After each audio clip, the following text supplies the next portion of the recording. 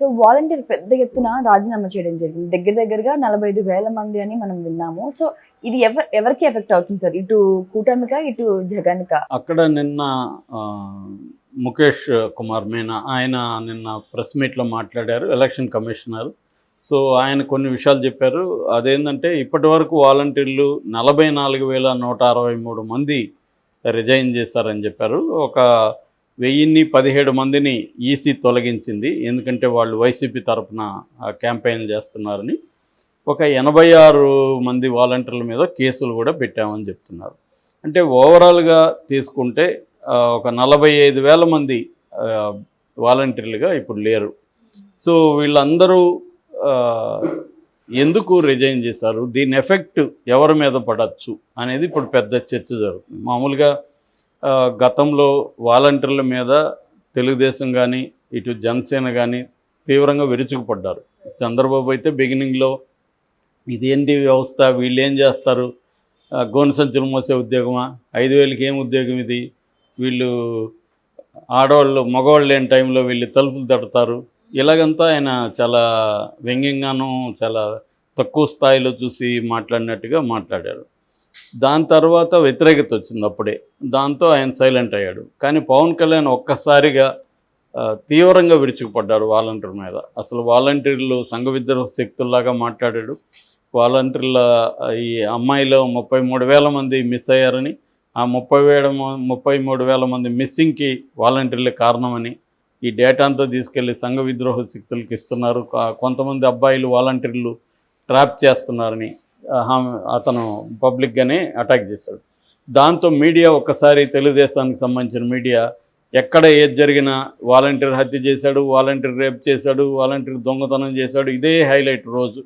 అంటే మొత్తం తెలుగుదేశం మీడియా, జనసేన, చంద్రబాబు అందరూ కలిసి వాలంటీర్లని ఒక విలన్స్ లాగా చిత్రీకరించడం, వాలంటీర్ వ్యవస్థని వ్యతిరేకించడం అనేది చేశారు.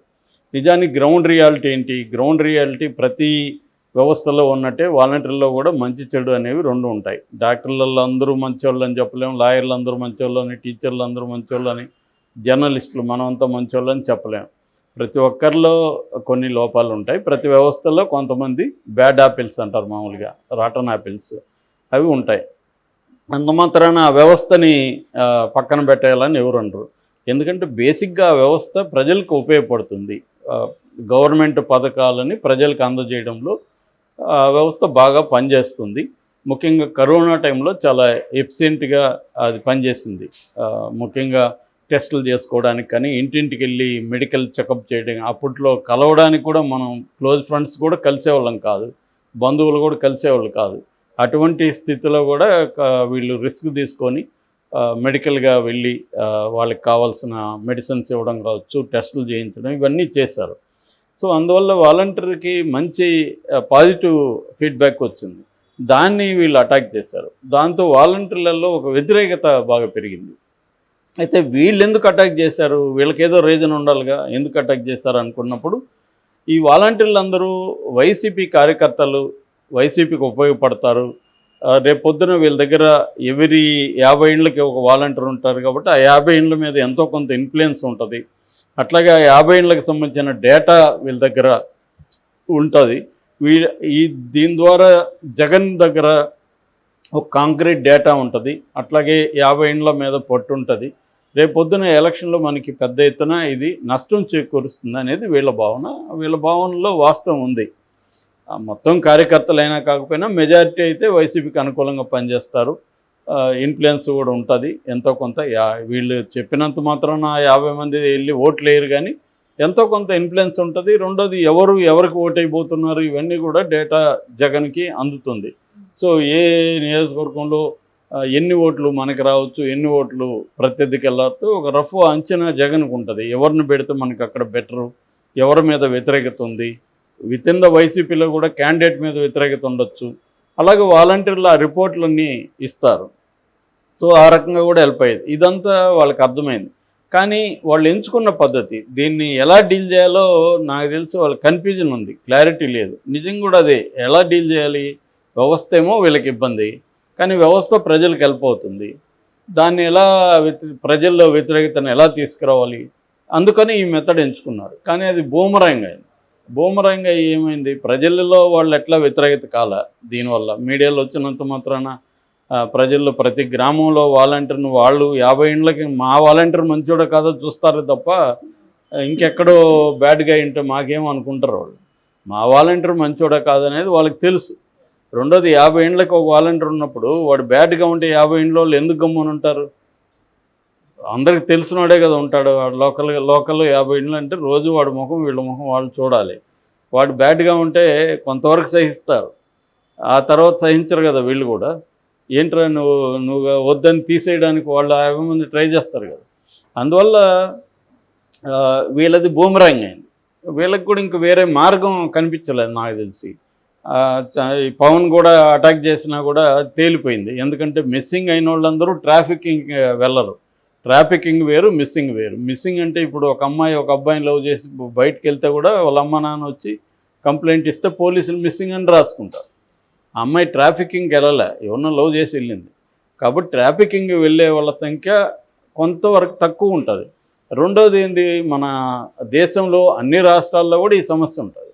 కాబట్టి ఇది ఆ రకంగా మిస్సింగ్ కేసుల విషయంలో కూడా ఆంధ్రప్రదేశ్ 7, 8, 9 ఉంది లిస్టులో. నేను ఆ మధ్య కూడా చెప్పాను, నాకు కరెక్ట్గా ఇప్పుడు గుర్తులేదు. కానీ మొత్తానికి కింది ఆంధ్రప్రదేశ్ కంటే ఎక్కువ రాష్ట్రాలు ఉన్నాయి. మరి అక్కడ ఎవరు కారణం?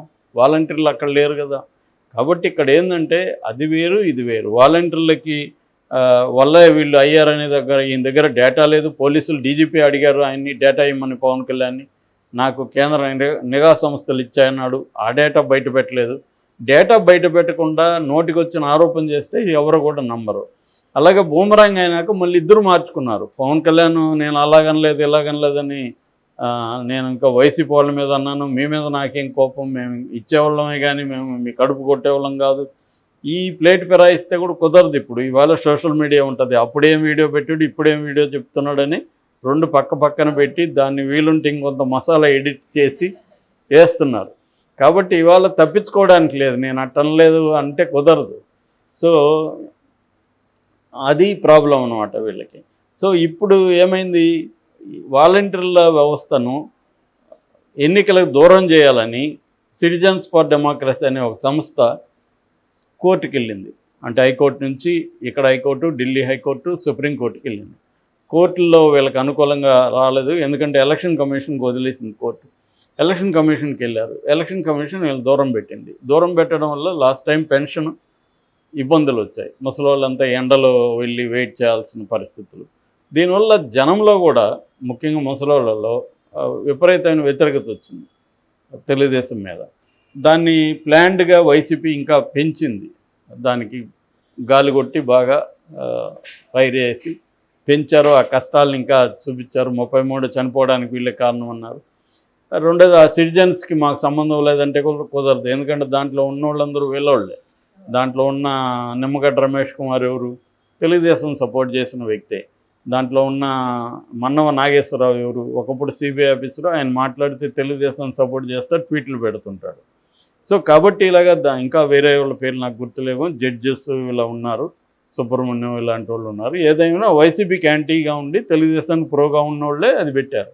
సో క్లియర్గా ఇది చంద్రబాబే జయించాడు, చంద్రబాబు ఇలాంటివి చాలా చేస్తుంటాడు అనే దాన్ని వీళ్ళు తీసుకెళ్లారు. సో ఈ క్రమంలో ఇప్పుడు జగన్ ముందుగానే ఒక ప్లాన్ వేసుకున్నాడు. అదేంటంటే ఎన్నికల టైంలో వాలంటీర్లు రిజైన్ చేసేసారనుకో, అప్పుడు మళ్ళీ వాలంటీర్ల మీద కంట్రోల్ ఉండదు. రేపు పొద్దున వాళ్ళని బూత్ ఏజెంట్లుగా పెట్టుకుంటాడు జగన్.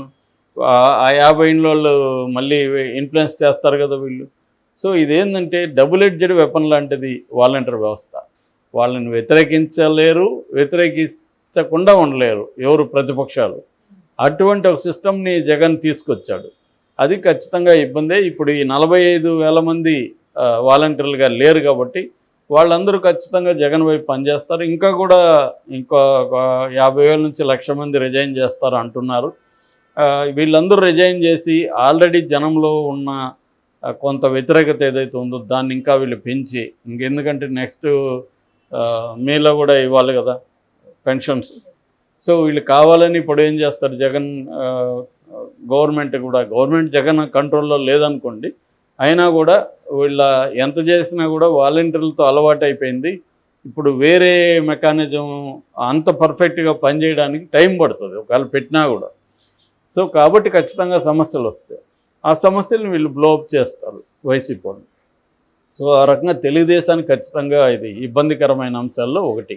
ఎందుకంటే వాళ్ళకు క్లారిటీగా ముందు నుంచి దీన్ని రేపు ఇప్పుడు మనం అటాక్ చేస్తే వాళ్ళు వ్యతిరేకత వస్తే మనం ఏం చేయాలి ఇవన్నీ ఆలోచించుకోవాలి.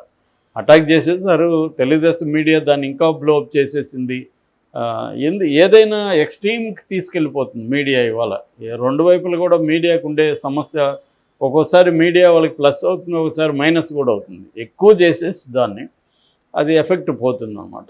ఎప్పుడైనా బ్యాలెన్స్డ్గా ఉంటే ఎవరైనా నమ్ముతారు, కానీ నువ్వు రోజు అదే పనిగా నీ మీద నేను అందరికి చాడీలు ఆఫీస్లో చెప్తా ఉంటే నమ్మడం మానేస్తారు. వీడింతేలా రోజు చెప్తుంటాడు.